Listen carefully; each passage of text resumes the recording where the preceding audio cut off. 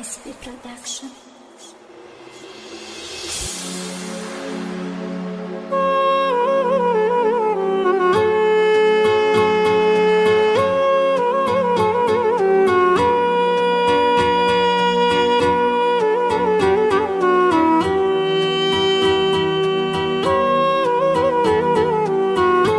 Dushanbe Production. سوختم من وای در این زندگی نام مرا در زبان تو نگیر پرتافتی ماندی مرا تنها نگو پوشیمانم جان بیا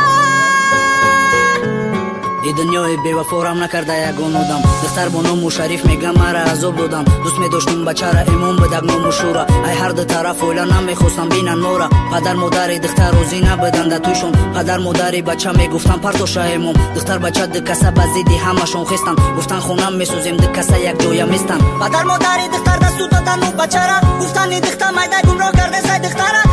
روی بچه ای پدرش رو گرداند غزل سود و بلند بچه را انتخاب کرد دختر قطی بچه را فوچای بچه جنگش میکرد زندگی دختر قیمت گفتک مرا دیگه جبر کوارتی را گرفتن و چشم گفت سلمتم شه ای بچه بچه محل تو در دیگه نامتم شه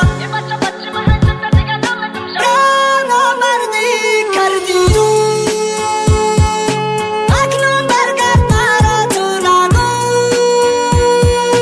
با تو من عذاب کشیدم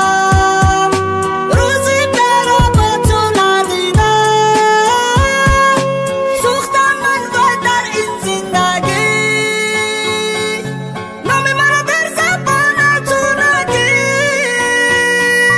پرتافتی ماندی مرا تنها نگو پوشیمانم جان بیا